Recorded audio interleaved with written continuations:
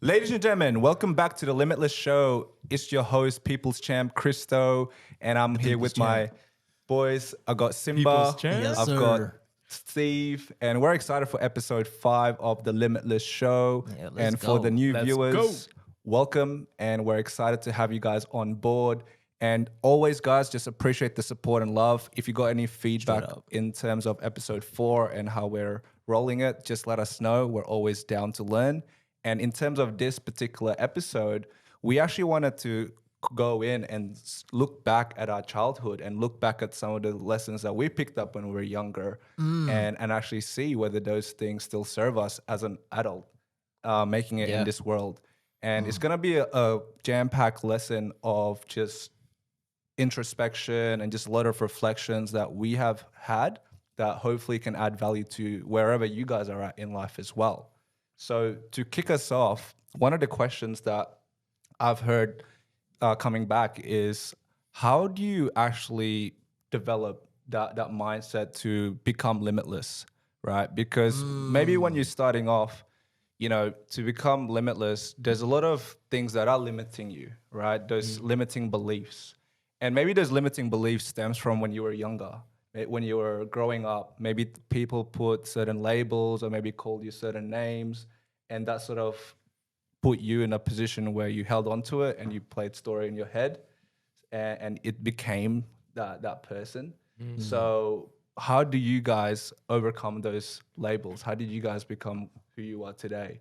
And Top D, maybe talk a little bit about your mindset around that. Yeah. The deco mindset. Interesting. So, I suppose the biggest thing is you want to look at who you are as a person. So, you definitely need to self reflect first. And then you need to just think about what are the steps you're going to take on a day to day basis. You know, when I was young, I think the biggest influences is my family. So they were my biggest influence. But I think when you reflect on your family, you have to think: is your family where you want to be? Is your family where you want your family to be? Do you know what I mean? If your family is not well off, then you got to think about what do I do differently to change the status of my family. You know, so it's always about that self reflection in those moments about what you're trying to achieve. And I think that was one thing as a child. The little principles that I really loved is how we always had laughter. We always had deep love for each other. And those were extremely powerful traits that I still carry on today. Because one of the key characteristics that made me powerful and moving forward in my life and in my career is a positive mindset. And that actually stemmed from those surrounding values of my family when I look back as a child, you know?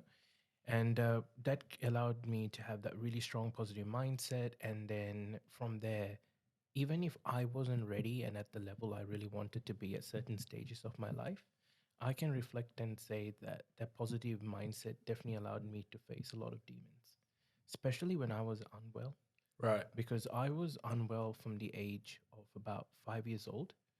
So that's when my village encountered a scenario where there was a radioactive leak and people around us all got pretty much cancer.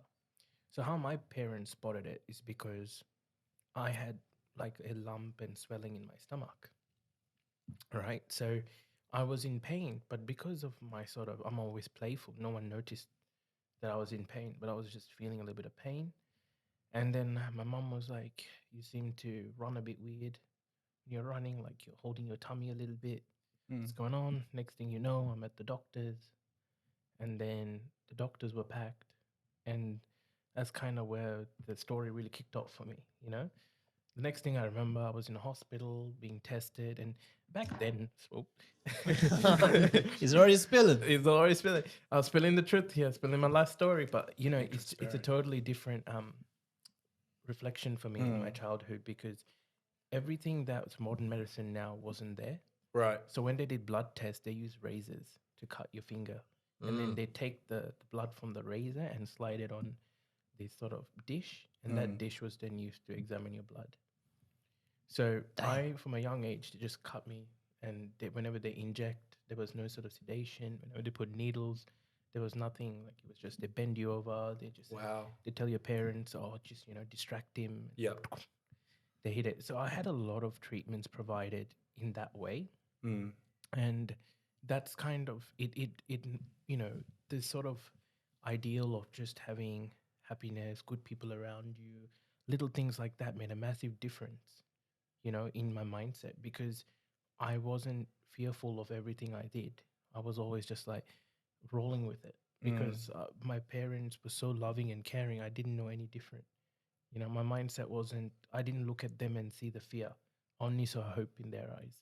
So that translated to me. Mm. You know what I mean? So during this stage of treatment and going through it, I think that built my character.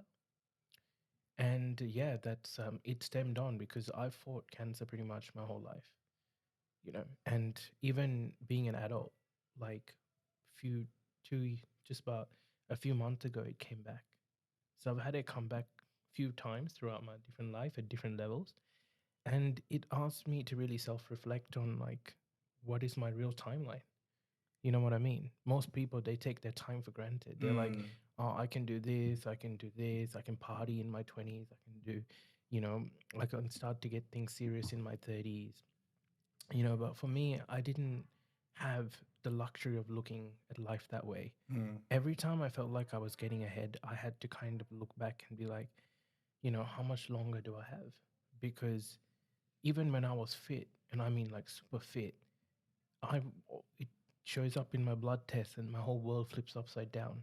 I'm being rushed to chemotherapy, I'm being given stronger meds, I have back-to-back scans, blood tests, everything, you know?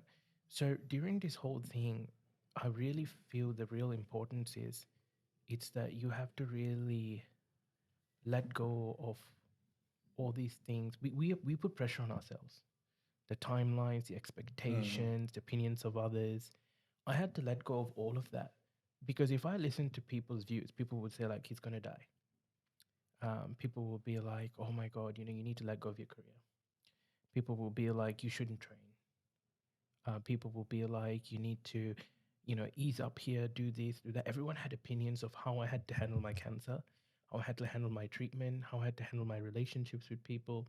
Everyone had a voice, but the biggest voice had to come from within me, and it's the voice of me being happy, and that's what was the most refreshing thing for me as a man is being comfortable with my own judgment in that stage of my life.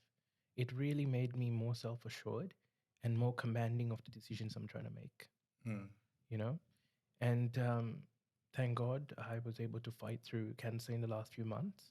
I officially came out around August last year. Nice. And as my boys know, I changed my life drastically upon my recovery. Mm-hmm. I came in running with fire on my heels, like, because even when I was in the trenches, I always knew I was going to make it through. Even if I didn't make it through, in all honesty, I would rather go out fighting and thinking that it wouldn't matter. You know what I mean? I'm kind of always in this mentality. You got to leave it on the floor because I still worked my job. Mm. I still trained where I could. I still made time for my friends where I could. And you got to understand, this was COVID. That was really fucked up. Yeah, yeah. That's an Because understatement. the 100%, because for me, human connection is a big thing. Mm. And with this whole COVID stigma, I couldn't be connected to the people I loved most. Right. It's video and all of that's fine, but I really like being around my crew. So that further challenged me to self reflect and find courage within myself to be like, I have to strengthen my voice. Like I was speaking to someone about this recently. When you're in a pit and you're in the very bottom, everyone you love can yell from above. They can be like, come on, you got this, climb out. The people closest to you, the people dearest, they will yell the loudest. But if you don't look up and if you don't look for where you can find the footholds to climb up to the top, you'll never go to the top. All you do is ever hear them cheering for you. It takes you to have the guts to climb up. Mm. And if you just look in the darkness, you'll never just find the light. If you just keep looking around, wandering around, hitting wall to wall, you have to look within yourself. then you got to look up and you got to move forward. You got to climb. So those sort of steps in those moments is what allowed me to get the courage I needed to know that whatever happens in my life moving forward, I'm always going to give it my best shot. And the legacy I leave behind will be the memories that will inspire people to strive to be better than they were today. You know, I suppose that was a defining moment in my childhood moving up. Man, that's Yeah, man. powerful. Yeah. Thanks for sharing and being so vulnerable. No One of worries. the things that I was listening in and just taking on board was memento mori. I don't know if you guys heard of that. Momentum worry. Yeah. Nah, what is that? It's all about, I believe, understanding your mortality and realizing that you're not here forever. Oh, And I know what you're talking about. Yeah, Yeah, it's like a meditation principle. that's right, like Stoicism principles. And I think what you sort of had in your upbringing, although it was challenging, it sort of helped you realize that, hey, I don't have that long here, so I better make my life amazing and maximize it. So that's awesome in terms of what you got from your upbringing. But I want to take it on a different angle, and maybe Simba, you can share a little bit about your upbringing. What was something that you picked up when you were younger that was serving you at the time? It was something that society preached, but now that you're older and you can look at it differently, what was something Yeah. that you had to let go? What are some of those things? Ooh, there's a lot. There's a lot. But I think the biggest one, and everybody struggles with this one to like a very fair extent, right? Mm-hmm. Especially if you're ethnic. If you're ethnic and your parents moved to the Western world, right, to seek a better life for you, you are guaranteed to struggle with this one. I think I know what you're talking about. You know, you know where I'm going with this. Oh, All right, and I went through. I'll tell a story about it anyway. So basically, so I'm in year 10, and at the time, our principal. I wish I remembered her name, but I don't. But like 2 of her kids were like in my year, and like the third one was like the year below or whatever. Anyway, so year 10, at the end of like the school certificate, she's like, look, you know, you got 2 more years of high school left. All right. You don't really have to know what you're going to do in uni. Like, take your time. Be sure to really take your time. Right. So you got one side of society go, oh, take your time. You don't have to know. Take a gap year. Do this, do that. So I go home. I'm like, oh, Dad, guess what? My principal said I don't have to know what I want to do for uni, so I can chill. He's like, no, the heck, you're not chilling. Like, you need to pick something. Yeah. You got to pick something, right? And like all ethnic people understand it, right? It's that whole go get a degree. Like, you finish school, go get a degree, right? Matrix. Literally. Yeah. But then looking back on it now, there are 2 mindsets to it, right? I mean, I did a double degree in IT and business. Became an IT manager, got sick of IT, so dropped IT. Fortunately enough, I found my way in a bit of like a gap year of my own, right? There was a period of about a year where I took a break from uni because I got to reassess, recalibrate which way I'm going. And the uni suggested I do the same. They're like, look, figure out exactly what you want. Took a break, came back, did marketing. So changed it to a bachelor's in business, major in marketing, pumped it out 1.5 years. Boom, cheesecake, no problem. Right. So I look back and I go, okay, back then, every ethnic family around me, oh, go get your degree. Oh, what are you studying? Every conversation, all the aunties, the uncles, oh, what are you doing in uni? What are you studying? When do you finish? And it was always like, oh, my days. Like, you knew the question was coming. So I had an answer. Or I'm just reassessing my, you know, like what I want to do, yada, yada, yada. I made it sound smooth, right? Until I figured that out. So the whole get a degree thing, I will say this thing. There are 2 mindsets. The whole get a degree thing is good if you're going to be a doctor, a lawyer, engineer, a psychologist, something that's going to potentially mess up people's lives. You're playing with people's minds, you're playing with people's health, you're playing with public safety. Go get the degree. Go do it. Everything else like business, IT, marketing, all that kind of stuff, in this modern day and age, you can learn it without really having the degree, Yeah. right? So the whole mindset behind, oh, you need a degree to have to be successful in life, I would look back and tell my younger self, like, you don't. Figure out what you want to do. Now, if you're ethnic, I will throw a caveat into this. There's a very big caveat that we have to understand and bring to the table is this. So your parents move here, right? When they were growing up, because there's a culture shock that happens. When they were growing up, to go to uni was like a privilege. That's right? right. Like the first in like a family line of 10 children to go to uni. And then they get the nice job, and then they send everybody else to school after. That was a privilege. We come here and then we grow up, we're like, uni, what the hell? Who cares about that? I don't want to do it. Right? And then our parents go, what the heck is wrong with this kid? Like, why doesn't he want to do uni? Like, why is she behaving like this? Like, she keeps flunking out. Like, she's part of this and that. So we also have to appreciate that the mindset of our parents' generation, uni was a privilege. Like, only the richest of people could go get further education because they're the only ones that could afford to go to the city, stay there, pay the boarding fees, all that kind of stuff. So we come here and we go, okay, I don't want uni. Your parents like, no, you have to do uni. Then we're in this fight back and forth, right? So for all the ethnic peeps, if you started a degree, I will say it like this. If you started a degree and you didn't really know what you wanted to do, but you started it because your parents made you do it, my advice, finish it. Because your parents are in one mindset, you're in another mindset. Right now, let's say, if you're around about our age, your parents have been around twice as much as you've been alive, at least. Right? So the way that they think about uni and degrees is very different to the way that we think about it. Right? So one of my mentors always says, like, rule number one, you got to honor your parents no matter what. Right? So if that's what they gave up, like, I mean, they had houses, businesses, like 10,000 things. They're like, nah, we'll give all that up.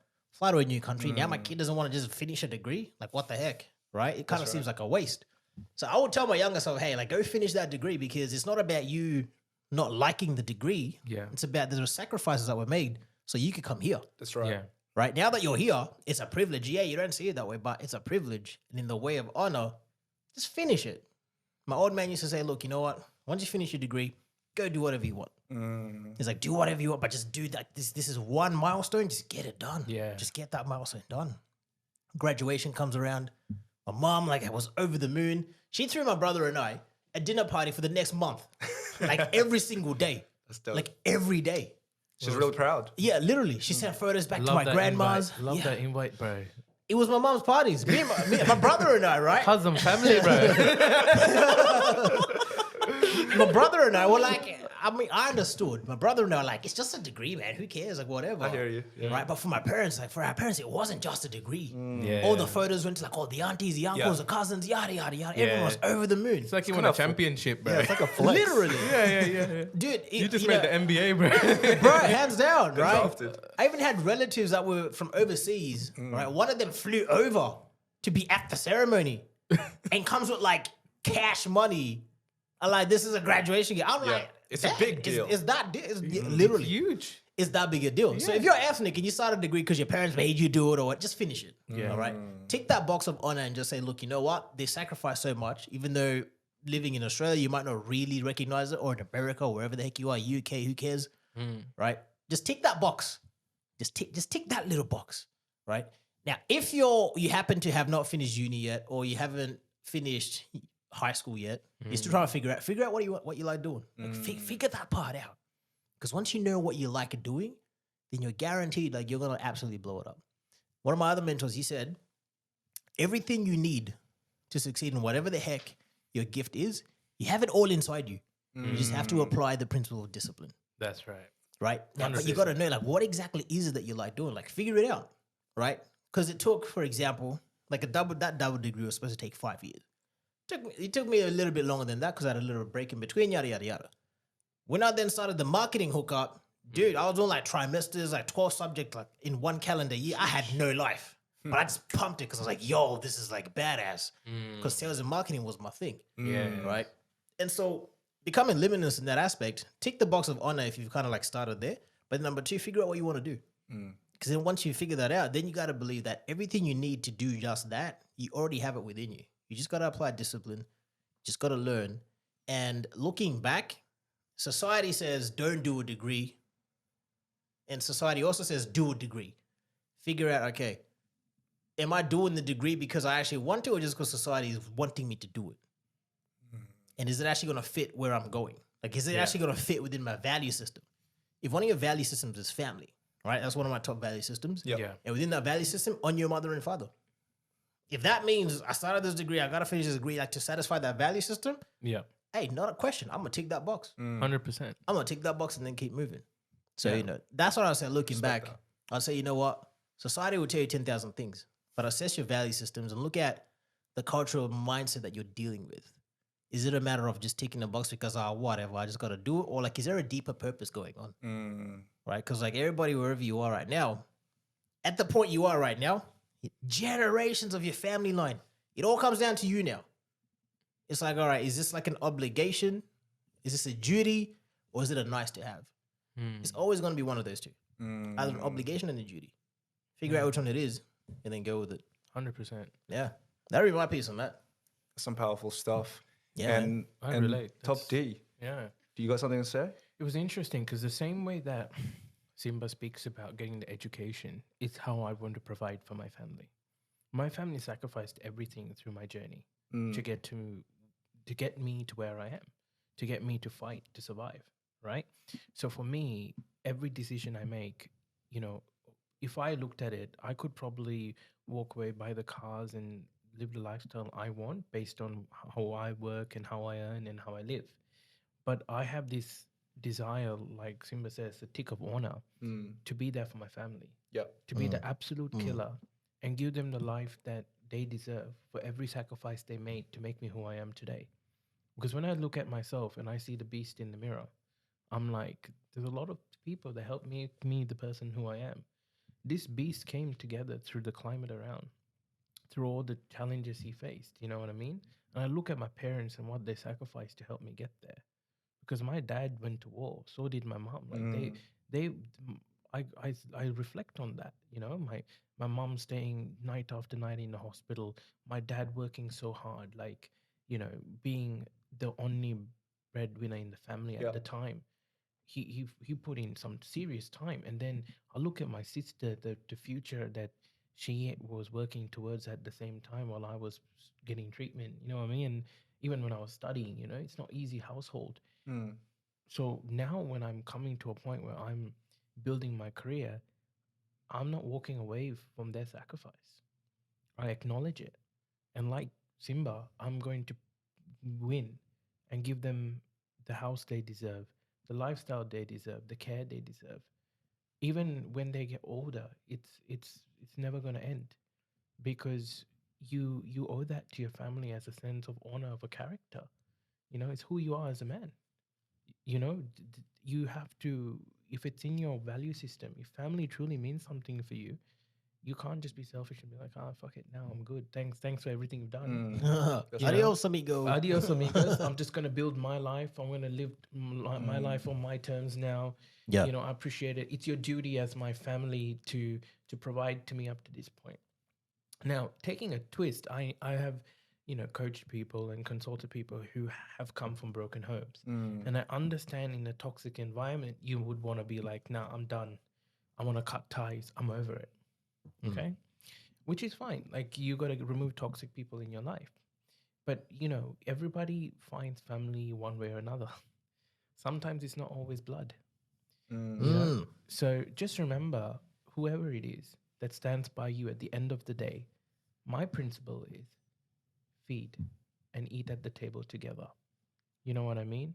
Win together. Look after each other. In this modern world, we don't have compassion. We don't have honor for each other like we used to back in the day because that sense of duty doesn't exist. So I hope that that's a value that we bring back. Just not only self-respect for ourselves, but for the fellow man. Yeah. Yeah. Man, that was deep. We're going real deep in this episode, guys. God, hella deep. Rolling in the deep with the Dell. That's right. And I just want to Yeah. shout out our parents. I think we weren't going to straight do up. this, but shout out to our parents because I Yeah. can relate Facts. with you boys as well. Yeah. You know, Yeah, give us a piece, man. Give us a piece. yeah, like for me personally, I came from a broken family, but my mom's a G. Yeah. You know, Yeah, she's- shout out to Chris's mom. Shout out The to my people's mom, champion's man. mother. The people's champ's mom. Yeah, yeah, yeah. The mom's Honestly. champ. And you know what? Listening to both of your story, I think the moment that I started to appreciate what my mom did and the sacrifices that she made was when I wanted to hear her story. I think when you're 16, 17, 18, 19, you're not really, at least for me anyway, speaking for myself, I didn't really want to know what was going on because I was just focused on myself. I was Yeah. still the main character. I was all that mattered. Yeah. My mom's just doing her thing.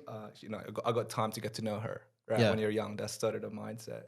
But I think once I started to realize that, no, this is the right time to get to know her and actually hear really what happened and how that broken family came to be, I realized a lot of her struggles and a lot of the things that happened to her and just gained so much respect for what she went through. Yeah. Yeah. Right. So I Yeah. think for myself personally, one of the things that I had to let go, and I didn't learn this from my mom, but I wanted to share this, was I remember growing up, I used to care what other people think.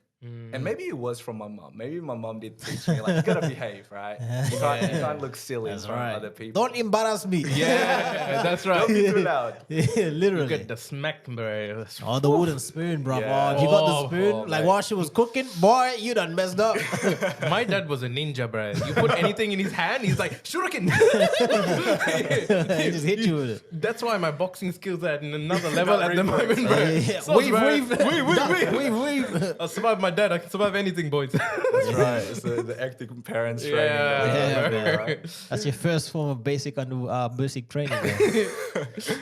It's so funny. Like, we're talking about ladles. I just have this picture in my head. My cousin got into trouble one time, and I was living with my Dang. cousin at the time, Yeah. and his dad was like chasing him with a ladle. But man, shout out to my cousin. He was too quick, so I don't think he got smacked. But, man, that was a good time. Nice. And The you know ninja. what? That was one of the things I had to sort of like let go, right? Just Yeah. putting so much like emphasis on what other people think. And I got to credit network marketing, because I remember this principle they shared about like people don't really care about you, right? The first person that they think about is themselves. Yeah. And there's a test on this, right? Like, if you take a group photo and you look at the photo after it's taken, the first person you look out for Is for you. is for you, Yeah. right? Yeah, I've done that a lot of times, so I know. I mean, you have to, man. You have to. That's right. It's You natural. don't know where it's gonna be posted. And that's my point there. Like, 100%. and I started to realize that, why do I care so much about what other people think about me? Yeah. Yeah. Right. So that was one thing that I just sort of let go, and that's helped me develop that limitless mindset. And let's segue this into dating a little bit as well. Right? Okay. So like let's think about it, and this just came into my head like just now. Right. So we're talking about like all this, like, you know, like honoring your parents, all that kind of stuff. Right. So you think about, okay, this is what I have to do to honor my parents. Let me go chase some girl. Like, boys, come on. Like, like, come on. If you don't have a purpose, make that your purpose. Right? Like, pay back like the honor that's due to your parents before you Yeah. start chasing around dope. these birds. Because, like, yeah, cool. Like, okay, this one might be a little bit controversial, but hear me out. Hear me out. If you've taken some girl out to like a $200 dinner, but you haven't done that to your parents, you're doing the wrong thing. Ooh. Dang. You've done the wrong thing. Dang. Right? You done the wrong thing. If your girl or your lady or your mistress or some girl that you're trying to tune or whatever, if you spend like a $300, $200 night for dinner or out, and you have not done that with your own parents, be it single mom, single dad, or combined, you're out of line. 100%. That's what I believe. Straight violation. I respect that. That's what I believe. Straight violation. No, straight out. Because, and I'll tell you why I think that way, though. I'll tell you why I think that way. Like, I've never been to like a place for dinner or like an outing, whatever, and been like, all right, cool. Like, I'm about to spend more money than I've ever spent on my parents. Never, like, never. Because for me, I'm like, yo, this girl could like decide tomorrow, like, she just doesn't want to deal with me no more, but my parents are still there. Yeah, 100%. You know what I mean? Yeah. That's one of them. If you're living in your parents' house, right, and you're not contributing to the family pie, right? Like, you go get a job, whatever, you come back, and you don't really add nothing. Like, when was the last time you gave your parents, like, I don't know, even like $500, like, hey, this is for the groceries for the month. Yeah, bro. Here's my input. Or even like $1,000 or like whatever the heck it is. If you haven't done that, but like you spent it on a weekend with the boys, like you went on a holiday, this, that, and that, yeah, your parents want you to enjoy yourself. 100%. But if you haven't done that, but you're gonna do that for your friends and for like some girl, you're out of line, Yeah. right? Because you gotta think about, first of all, I mean, your dad carried you in his reproductive system for years. That's number one. You were the Number number two, one winner. you won 400 million, man. Like 1 to 400 million, you won. That's Yeah. number one. Number two, your mom carried you for like 9 months, minimum. Like 9 months, at least. Right? That's number two. Then number three, all like the pooping and eating and the peeing that you were doing as a baby, the diapers, the crying, all the public transport or whatever shit to deal with, if you going crazy, all of that. Like all of that. You gotta put that above, you gotta put a girl above that? Like, you gotta put a girl above that? That to me doesn't make sense. it just does it because like she ain't never had to change your diapers. She ain't never had to do all these things for you, right? So part of this kind of like, you got a bigger purpose, like keeping the big picture, right? Keeping the big picture. So fellas, where's the camera? Which one am I looking at? I'm gonna look at both of them. Is that one still going on? Yeah, still going. If you've taken some girl to like a $300 dinner, $400 dinner, $500 dinner, even $100 dinner or breakfast, and you haven't done that for your mom or your dad or both of them, you're out of line. That's Violation. I'm off my soapbox. Man killed it. I'm off my soapbox. Start with them parents, yo. That was a straight headshot. Oh, straight There's up. a few blokes who are like, God Straight damn. up. And even if you're like, oh yeah, and look, unfortunately, I've heard this from non-ethnic people. Yeah. Oh, I'm not talking to my mom. Like she did X, Y. I'm not talking to my dad. And I'm like, you get one The blame of those. game, bro. It's the blame game. Not even. And look, maybe it wasn't even their fault, right? But you get one of this. As bad as it is, like I get it. It can be very, very bad. There is still like the basic respect of that's another human being. And I'm here because of that human being. Every laugh that you've had in your life, every time it was good, every amazing night you had with your boys or your girls or whatever, truth is that parent you're not talking to, they had a part to bring you into this world so you can enjoy that at this exact moment. Like at least send a postcard if you didn't talk to them. Like, I don't know, like something small. Just kind of tick that box of honor on a regular basis, just for the fact that you're here. Yeah. All right, I'm off my soapbox for real. But the same way you speak about that, it's the same way you got to speak about the people around you. You know what I mean? If your friends and your family, like your mates, are just supporting you in the same way, they're standing by you, they're with you through your journey. Do you show them love? Do you take them out? Do you celebrate their wins? Like when they graduate uni or whatever achievement they are, even if whatever they decide to do with their life and they're leveling up or something important to them, do you celebrate with them? Do you treat them? Like my boys will say to me, oh bro, don't pay for that, bro. I can handle it. I would legit buy them a whole meal and be like, nah, we're family. For me, I want to show them love. You know what I mean? Because they're gonna ride with me. They ride or die with me. So I want to make sure that I treat them the same way that I would treat my family. You know what I mean? I would want to get to know them on a personal level. I want to get to know their fears, their dreams, what they look at themselves and think like are limiting them. And I want to have those open discussions because when you have those open discussions, you level up the people around you. Because when you really get to the elite of the elite, you start to realize there's only very few people make it. And it is. That's the reason why people say it gets lonely at the top, because the more you understand, the more you think, the more you analyze, you kind of go, who else is doing it? Because we're not really taught to reflect upon ourselves in that to such a depth. Like like Simba said, you go to the education system. They teach you to absorb knowledge, but they never teach you to process and self-reflect it and integrate it into who we are and bring out our natural assets, right? So it's the same thing if you don't go and give the same love to your crew, how do you expect them to be at the top with you? That's facts. It's straight up. How do you expect them to be at the top? You're not supporting them. You're not leveling them themselves out. You find it easier to be like, you're just not at my level. Soz, bro. I'm gonna find other people who are. But then if you're leveling up, if you're truly leveling up, you have a responsibility to society, to yourself, to your family, to your friends, to give that information and to level themselves up as well. If they choose to not take that on board, that's on them. That's a decision they've made. But your decision to withhold that information, thinking they're not smart enough, that's arrogance. You know what I mean? You don't know how many people feed off your energy or watch what you do. Like you said, Christo, other people's opinions should not matter, right? But understand something. There's always eyes on you. From the moment you're born to the moment you die. Whether they hate you, they love you, they're watching you. There's always eyes. There's always freaking eyes. There's always all eyes. right? 100%. So what you want to do is put on the best TED talk you fucking can. Just educate people through your knowledge and skill set and elevate the people around you. Show them love. When you show all of these people love, you'll understand there's more to who you are. You know what I mean? Because once you truly find all of these aspects and nurture them, you're no longer lonely. Because the problem we have with loneliness is we are looking for someone because we don't have enough people around us we show love to. So we're trying to show love to all these different things. We're watering the wrong plants.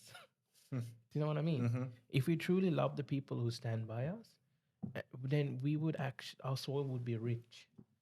And then we wouldn't have to we don't have to fill that cup. I agree. Do you know what I mean? Yeah.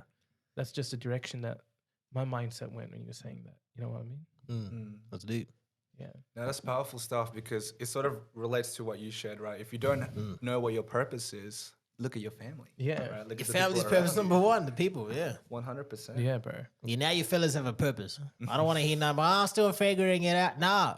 Now you got to figure it out thanks to Limitless. That's right. I'm just saying. 100%. It's a good step in the right direction, right? And then from there, you sort of figure out, what it is that you want to create that impact for during your time in life. Yeah. Right. Yeah. So there's many things. And I want to actually go back to what you shared about, giving back to your crew, right? And maybe before we give back to our crew, how does one develop their crew? You always hear keep your circle small, Yeah, beautiful. but how can you assemble that squad or that crew? Like how do you keep your circle small and how do you let people into your circle? Do you know what it is? It's for me. I had this with a young bloke I was mentoring, right? And he said to me, "Bro, you know, just letting you know, it's gonna take me a while to trust you." And he said to me, I don't trust easy. And yeah, like it takes levels before we would become mates. I looked at him dead in the eye and I said, "I'm gonna give you 110% loyalty and treat you like you're my blood. And every action from this moment onwards would either keep it at that level or decrease it. I'm going to give it to you straight up. I'm going to give you my love and respect as a brother. And it's if you do the right things, we'll maintain it. If you fuck up, it's over." Do you know what I mean? And it's interesting because that shook him.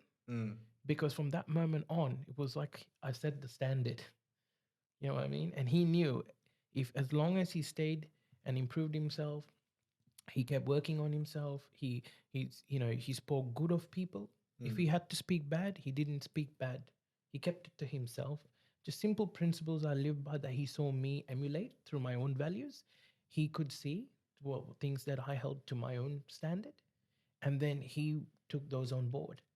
And when he needed advice, he came to the table and he spoke to me man to man and said, "Bro, I have this career choice to make. You're seasoned. Give me some advice." He put his ego aside. You could be like, "Man, I want to get this promotion, blah, blah," and then come back to Steve and be like, "Yeah, I'm making moolah, boy." But he didn't do that.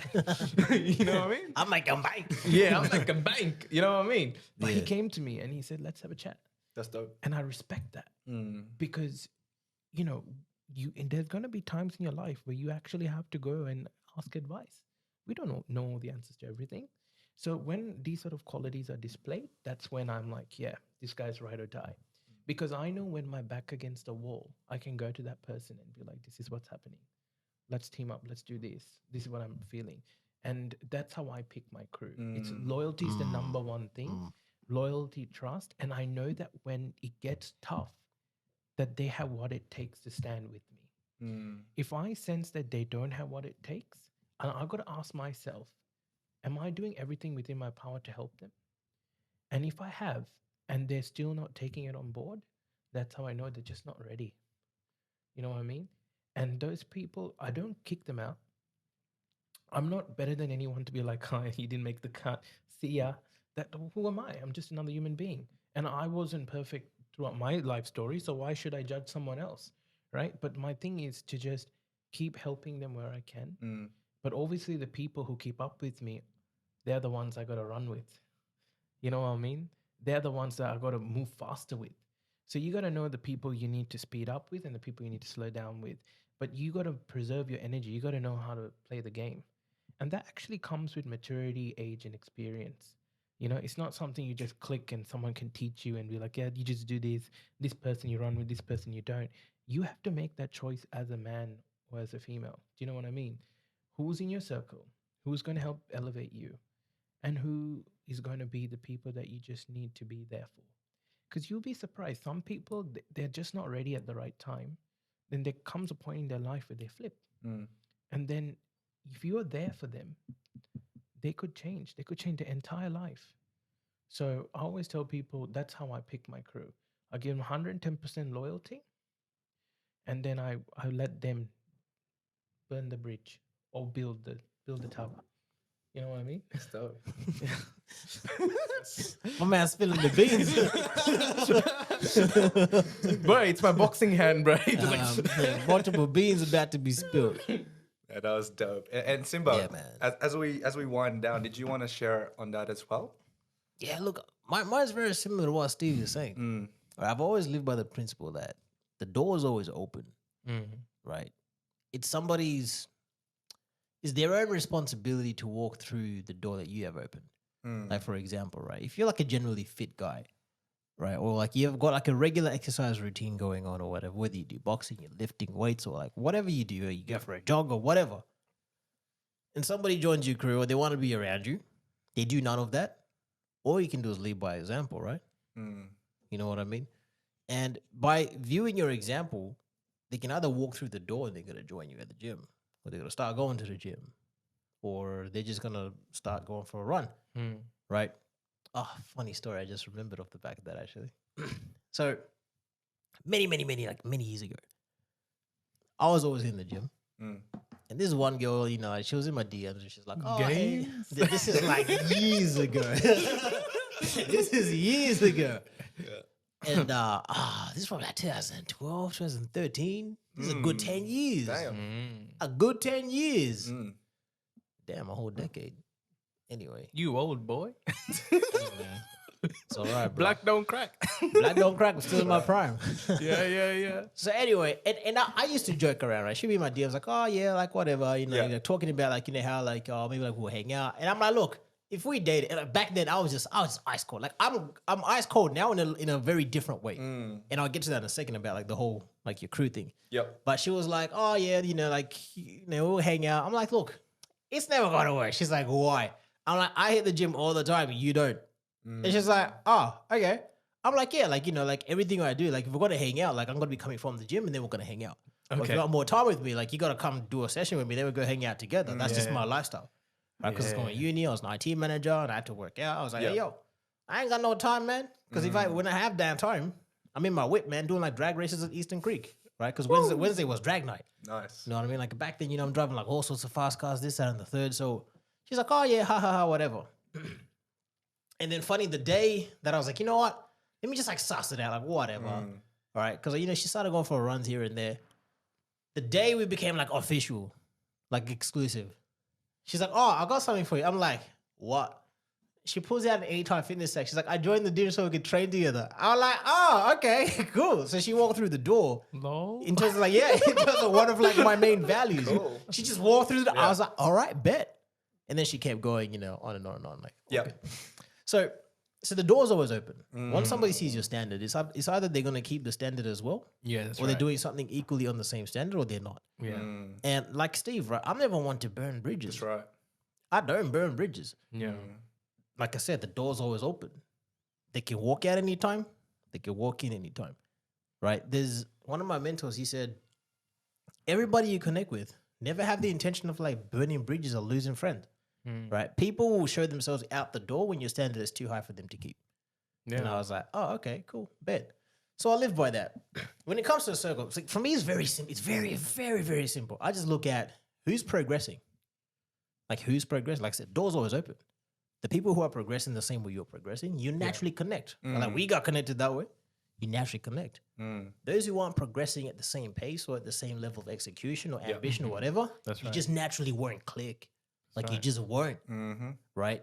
Now, once you have that circle, I literally just observe who's progressing. Right? Are they progressing positively? Or are they regressing? There are people, right? For example, Steve knows this guy. So we're like, you know, we'll see each other at the gym and whatnot. Oh yeah, we've got to get serious, do this, do that. Yeah, we're gonna level up, yada yada yada. He's smashing every girl in the gym. His missus comes over from overseas. He gets married, he disappears because he obviously doesn't want her to be playing in that same playground. You know what I'm talking about? Oh my god. Playing in the same playground, right? And like he's look good at heart, but I think just the standard of what was okay, what wasn't the same. I remember this is one day. So Steve was there, this guy's there, and then a third guy, a financier, Adrian, he's there. Old Mr. mate, Adrian. yeah, man, OG. My man's a heavyweight, bro. That's it. Heavyweight. Anyway, so like we're standing there, and this is like how I view it. People walk out the door when they violate in the wrong way. So old mate, smashing nearly every girl in the gym, yada yada yada. He says something. He starts bagging out Steve, and I'm like, bro, you can't be talking. That's exactly what you do. And he's like, oh yeah, you remember that day? I remember it. I'm like, that's what you do, bro. How are you bagging him out when that's what you do? And like he's trying to fist bump. I'm like, nah, bro, we're not fist bumping. Like, nah, like how are you? That's a double standard.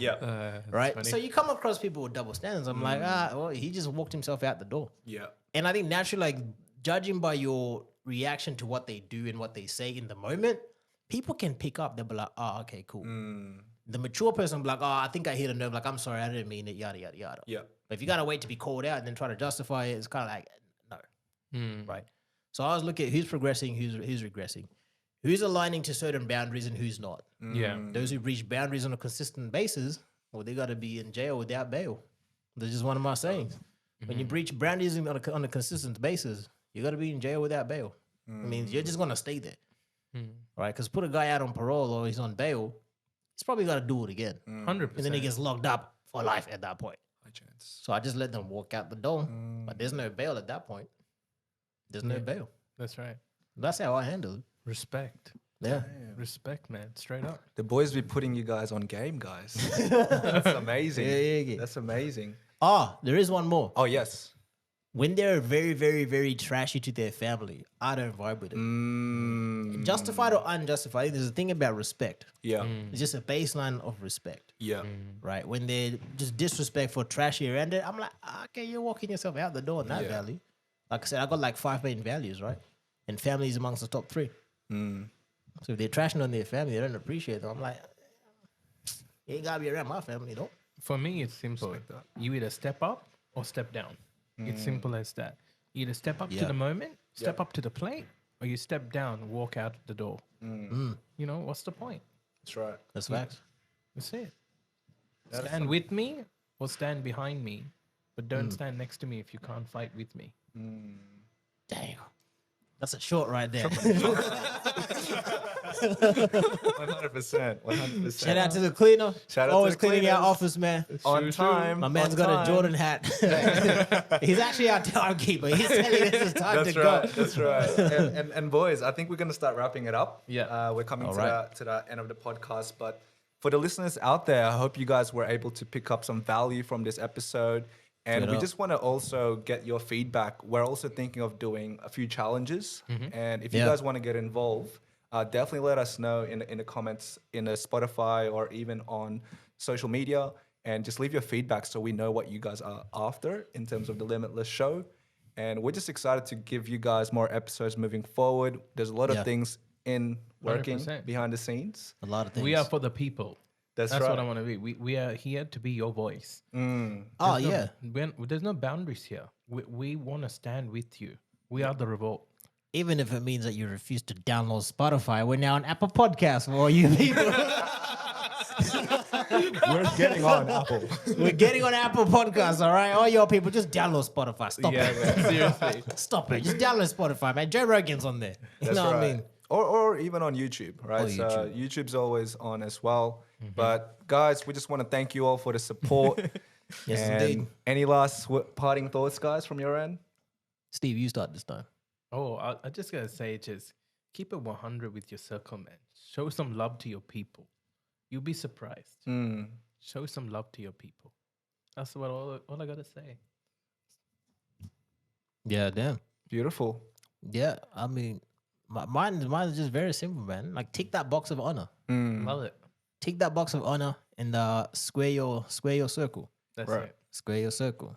The people's champ. Love it, guys. You heard it here first. Stay limitless. All right, babes. Peace.